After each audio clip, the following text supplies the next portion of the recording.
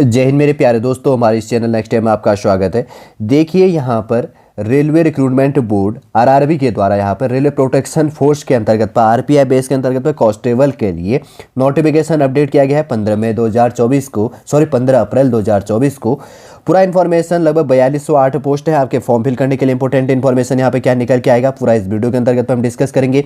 इससे पहले हम आगे बढ़े, यदि आपके द्वारा हमारे इस चैनल नेक्स्ट टाइम को सब्सक्राइब नहीं किया तो सब्सक्राइब कीजिए तथा बेल आइकन को प्रेस कीजिएगा, ताकि जो भी कंटेंट जो भी इन्फॉर्मेशन हमारे द्वारा आपके लिए प्रोवाइड किया जाता है तो उसका नोटिफिकेशन आपके पास समय पर उपलब्ध हो जाएगा। भारत सरकार रेल मंत्रालय रेलवे भर्ती बोर्ड है केंद्रीकृत रोजगार सूचना संख्या जो इसके अंतर्गत पे है। आवेदन की प्रारंभ की तिथि की बात करेंगे तो 15/4/2024 है, मतलब आप 15 यहाँ पर क्या कर सकते हैं, अप्लाई 15 अप्रैल 2024 से आप फॉर्म फिल करना स्टार्ट कर चुके हैं। और उसके बाद में अगर इसके अंतर्गत बात करेंगे तो आवेदन को जमा करने की जो लास्ट डेट है 14 मई 2024 है। और उसके बाद में संशोधन करेक्शन आप कर सकते हैं 15 मई से लेकर 24 मई तक आप करेक्शन कर सकते हैं। आप मेल और फीमेल इसके लिए एलिजिबल है। आपका अगर बात करेंगे तो कांस्टेबल है, पे लेवल 3 बेस के अंतर्गत पे लिया जाएगा। चिकित्सा मानक जो है ना B1 होना चाहिए। अगर एज लिमिट की बात करेंगे 1/7/2024 को 1 जुलाई 2024 को मिनिमम एज लिमिट आपकी 18 साल और मैक्सिमम 28 होनी चाहिए। टोटल पोस्ट कितनी है, 4208 पोस्ट है।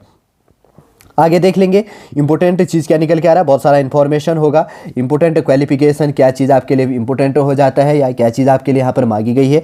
सामान्य इंस्ट्रक्शन, सामान्य निर्देश दे गए हैं, कोई इतना इंपॉर्टेंट है नहीं। सामान्य निर्देश आपके जानने के लिए इसका PDF दोनों मोड में था, ठीक है। मैंने हिंदी में प्रोवाइड कर दिया ताकि आपको और कन्फ्यूजन ना हो। अगर कुछ ऐसा चीज़ होगा तो कमेंट के माध्यम से आप सजेशन दीजिएगा। मैं इंग्लिश में भी आपके लिए PDF प्रोवाइड करूँगा, कंटिन्यूसली आपको इंग्लिश में प्रोवाइड करूँगा। इस प्रकार की इन्फॉर्मेशन है।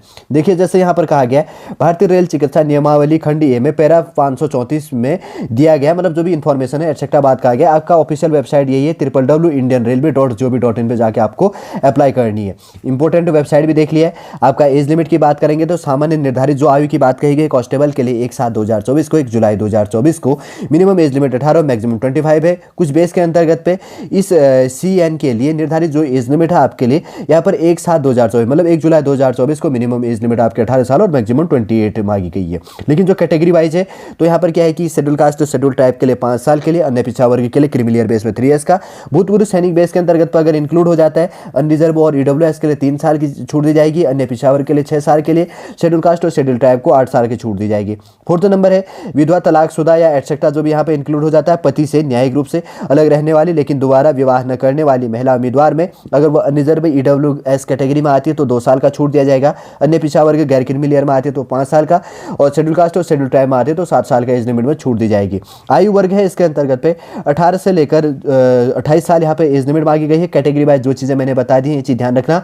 आपका डेट ऑफ बर्थ अनरिजर्व अनारक्षित और अनरिजर्व और EWS के लिए आपका डेट ऑफ बर्थ 2 जुलाई 1996 से लेकर 1 जुलाई 2006 के बीच में आपका डेट ऑफ बर्थ होना चाहिए। और उसके बाद में अन्य पिछड़ा वर्ग के लिए अगर आप कैंडिडेट हैं तो आपका डेट ऑफ बर्थ 2 जुलाई 1993 से लेकर 1 जुलाई 2006 के बीच में होना चाहिए। और शेड्यूल कास्ट शेड्यूल ट्राइब अगर आप हैं तो आपका डेट ऑफ बर्थ 2 जुलाई 1991 से लेकर 1 जुलाई 2006 के बीच में आपका डेट ऑफ बर्थ होना चाहिए। अब आप कंफ्यूजन नहीं होना चाहिए। शैक्षणिक योग्यता की बात करेंगे तो आगे बात की गई है। वैसे तो यहाँ पर क्या कहा गया निर्धारित की गई आप 10th पास होने चाहिए। आप आगे मैं बात करूंगा सभी कैटेगरी बेस के अंतर्गत पर सभी वर्ग के लिए नॉर्मल बेस के अंतर्गत पर जो आ रहे हैं तो उनके लिए फॉर्म फीस 500 रुपये है। आपका क्या होगा 400 रुपये रिटर्न हो जाएगा जब आप फ्री का पेपर इसके अंतर्गत पर देंगे। और शेड्यूल कास्ट शेड्यूल ट्राइब भूतपूर्व सैनिक फीमेल और अल्पसंख्यक या आर्थिक रूप से पिछड़े वर्ग के लिए उम्मीदवारों के लिए 250 रुपये फॉर्म फीस है। आपका बाद में क्या किया जाएगा फॉर्म फीस जो भी इसके अंतर्गत चार्ज इंक्लूड करके बैंक के चार्ज इंक्लूड करके अगर आप फ्री का एग्जाम देंगे तो आपका 250 में से पैसे रिटर्न हो जाएंगे। ये चीज़ आपको ध्यान में रखनी है। आजकल एक पोर्टल में देख रहा था जैसे अभी एक टेक्नीशियन बेस के अंतर्गत पर रेलवे की जो नोटिफिकेशन अपडेट है तो उसमें IFSC और बैंक अकाउंट नंबर ऑटोमेटिकली रूप से पहले मांग रहा था कि हो सके कि बाद में अगर आप प्री का एग्जाम देंगे तो आपको कोई एक अलग से फॉर्म फिल करने की जरूरत नहीं होगी और उसमें पैसे रिटर्न हो जाएंगे। अगर कोई नया पोर्टल ऑन कर देंगे वो कि आपका प्री के एग्जाम देने के बाद कि आपके लिए पोर्टल इस डेट से इस डेट के बीच में आप अपना बैंक अकाउंट नंबर IFSC वापस इंक्लूड कर सकते हैं, कोई चीज़ों की बात आएगी तो आप वहाँ पर भी वो चीज़ें आपके लिए अपडेट कर दी जाएगी। ठीक है। शुल्क के भुगतान का माध्यम आप डेबिट क्रेडिट नेट बैंकिंग जो चीज़ें उसके उस बेस के अंतर्गत आप कर सकते हैं, इसमें कोई दो राय नहीं है। और मैंने बात कर दी है वर्टिकल और ओरिजेंटल और वर्टिकल जो रिजर्वेशन संबंधी चीज़ें हैं उनसे रिलेटेड भी मैंने इन्फॉर्मेशन सॉलिड रूप से बात कर लिया, जो भी कैटेगरी के अंतर्गत था। आगे भी बात करने वाले हैं कि क्या चीज़ें, क्या डॉक्यूमेंट है, क्योंकि अगर आप जो ओरिजेंटल और वर्टिकल रिजर्वेशन बेस के अंतर्गत पे ईडब्ल्यूएस एटसेट्रा जो सर्टिफिकेट बनता है तो क्या चीज़ों से बनता है आप उन चीज़ों को जानते नहीं, तो आपके नियरेस्ट जो चीज़ है तहसील ब्लॉक से आपका ये चीज़ें भी बन जाती है। तो आपका ऑफिशियल वेबसाइट भी मैंने प्रोवाइड कर दिया था पहले भी कि www.indianrailway.gov.in पे जाके आपको अप्लाई करनी है। भर्ती प्रक्रिया की बात करेंगे तो सबसे पहले आपका कंप्यूटर आधारित टेस्ट होगा, फिर सारी दक्षता परीक्षा होगी, फिर सारी मानक परीक्षा इसके अंतर्गत होगा, फिर डॉक्यूमेंट आपका वेरिफिकेशन होगा। फिर उसके बाद में अगर बात करेंगे तो परीक्षा का स्तर आपका 10वीं है, आपका इसके लिए 10 पास मांगा जाएगा। जिसके बाद की बात करेंगे तो कांस्टेबल के लिए, ठीक है, 4200 जो 8 पोस्ट है, तो यहाँ पर सीबीटी पैटर्न है, कुल अवधि 90 मिनट, 120 क्वेश्चन इसके अंतर्गत होगा। उम्मीदवारों से मतलब पर क्वेश्चन 1 मार्क्स का होगा, प्रत्येक गलत उत्तर के लिए नकारात्मक अंक 1/3 अंक यहाँ पर कट किया जाएगा। और यहाँ पे मतलब नॉर्मल कैटेगरी के लिए यहाँ पर 35% मार्क्स से लेकर आना जरूरी है, और एसटी और एससी के लिए 30% से मार्क्स से लेकर आना जरूरी है, जो भी इसके अंतर्गत में इंक्लूड होंगे। ध्यान रखना अब इन चीज़ों के लिए, अब ये नहीं कहना कि कोई और चीज़ कंफ्यूजन हो गया। और सीबीटी का जो माध्यम है आपके लिए यहाँ पर मैथमेटिक्स के लिए मैं वेबसाइट अलग से प्रोवाइड कर दूंगा, इसके लिए सिलेबस आप निश्चिंत रहो। मैथमेटिक्स में 35 अंक का पूछा जाएगा, जनरल इंटेलिजेंस और रीजनिंग के लिए 35 अंक का पूछा जाना है, और सामान्य जागरूकता के लिए 50 अंक का यहाँ पर पूछा जाएगा। और सारी दक्षता परीक्षा आपको पास करनी है। थोड़ा सा शारीरिक माप जो दिया गया है, कांस्टेबल पुरुष के लिए आपको 1600 मीटर 5 मिनट 45 सेकंड में पूरा करना है। फीमेल को यही दौड़ आपको 3 मिनट नहीं 800 मीटर का फीमेल के लिए 3 मिनट और 40 सेकंड में आपको पूरी करनी है। मेल कैंडिडेट कांस्टेबल के लिए अगर बात करेंगे तो लंबी कूद 14 फीट का होगा, ऊंची कूद 4 फीट का होगा।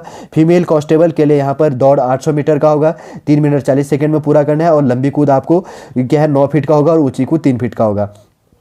और यूआर ईडब्ल्यूएस तथा ओबीसी कैंडिडेट के लिए मेल के लिए जो हाइट है यहाँ पर मेल के लिए 165 सेंटीमीटर, फीमेल के लिए 157। चेस्ट की माप मेल कैंडिडेट के लिए बिना फुलाए 80 सेंटीमीटर और फुलाने के बाद में 85 होना चाहिए। और एससी और एसटी के लिए हाइट 160 सेंटीमीटर मेल, फीमेल के लिए 152 सेंटीमीटर। और उसके बाद में छाती की माप की बात करेंगे तो 76.2 सेंटीमीटर होना चाहिए बिना फुलाए, और फुलाने के बाद में 81.2 सेंटीमीटर। देखिए यहाँ पर थोड़ा सा क्या होता है, गढ़वाली, गोरखाओं, मराठाओं, डोगरा, कुमाऊनी और सरकार द्वारा विनिर्दिष्ट अन्य श्रेणी इसमें इंक्लूड हो जाते हैं, तो उनके लिए हाइट 163 सेंटीमीटर और मेल के लिए फीमेल के लिए 155 सेंटीमीटर। और चेस्ट की माप की बात करेंगे तो बिना फुलाए यहाँ पर 80 सेंटीमीटर, फुलाने के बाद में 85 सेंटीमीटर होनी चाहिए। ये चीज़ भी आपको ध्यान में रखना है। ये गढ़वाली जो ये गोरखा ये मराठा इंक्लूड हो जाते हैं, तो थोड़ा नॉर्थ बेस के अंतर्गत पे और थोड़ा सा पूर्व बेस के अंतर्गत पे ईस्टर्न बेस के अंतर्गत आ जाते हैं। और जो ये गढ़वाली और कुमाऊनी है ये उत्तराखंड बेस से रिलेट हो जाता है। ठीक, कन्फ्यूजन नहीं होना कि ये कहाँ कहाँ पे इनके साथ साथ में रिलेट किया गया है।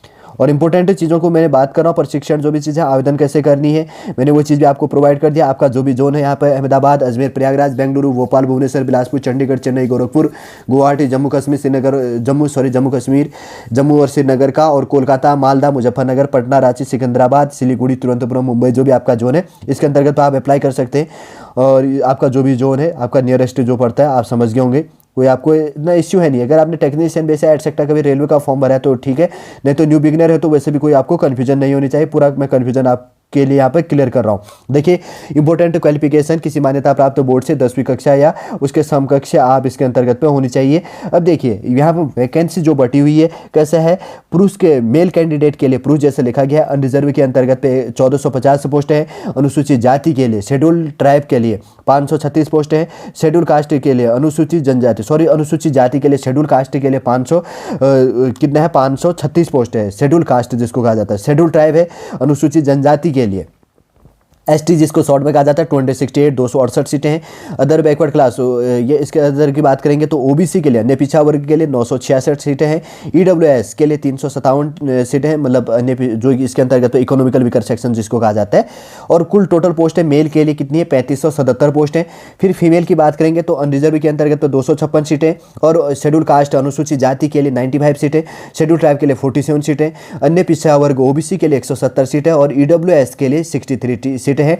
टोटल फीमेल के लिए 631 सीट है। और भूतपूर्व सैनिकों को 10% रिजर्वेशन दिया जाता है, तो 420 सीटें इसके अंतर्गत पर पोस्ट इंक्लूड की गई। ठीक है, समझ गए होंगे कितने हैं यहाँ पर कैटेगरी वाइज जो चीज़ें हैं, सॉलिड रूप से पूरा इन्फॉर्मेशन इंक्लूड कर दिया है। देखिए आज के इस वीडियो के अंतर्गत मैंने बात करी रेलवे रिक्रूटमेंट बोर्ड के अंतर्गत पे रेलवे प्रोटेक्शन फोर्स के लिए, प्रोटेक्शन फोर्स जिसको कहा जाता है, इसके अंतर्गत पे यहाँ पर कांस्टेबल के लिए जो 4208 पोस्ट जो इंक्लूड की गई थी, आपके फॉर्म फिल करने कब से कब आप अप्लाई करेंगे, क्या चीज़ें जो भी आपके फॉर्म फिल करने के लिए इंपॉर्टेंट इन्फॉर्मेशन यहाँ पे निकल के आता था, सॉलिड रूप से इस वीडियो वीडियो के अंतर्गत आपके लिए जानने की कोशिश की गई है। शॉर्ट रूप से सिलेबस भी हमने आपके लिए प्रोवाइड कर दिया है। नेक्स्ट वीडियो के अंतर्गत मैं आपके लिए डीपली थोड़ा सा सिलेबस इसका प्रोवाइड कर दूंगा जो रेलवे के द्वारा आपके लिए जारी किया गया है। शॉर्ट रूप से पूरा सिलेबस मैं आपके लिए यहाँ पर प्रोवाइड कर दूंगा, ठीक है, आपको कोई कंफ्यूजन नहीं होगा और पूरा इन्फॉर्मेशन क्लियर कर दूंगा उसके अंतर्गत। इसके अंतर्गत भी जो कांस्टेबल बेस जानने के लिए आपके लिए पूरा इन्फॉर्मेशन था वो क्लियरली रूप से पूरा इन्फॉर्मेशन आपके लिए प्रोवाइड कर दिया है। उम्मीद करूंगा दोस्तों शॉर्ट रूप से पूरा इन्फॉर्मेशन आप समझ गए होंगे। यदि आज का इन्फॉर्मेशन आपको अच्छा लगे लाइक कीजिए, कमेंट कीजिएगा और हमारे इस चैनल नेक्स्ट टाइम को सब्सक्राइब कीजिए। वापस हम नेक्स्ट क्लास के अंतर्गत आपसे मिलेंगे।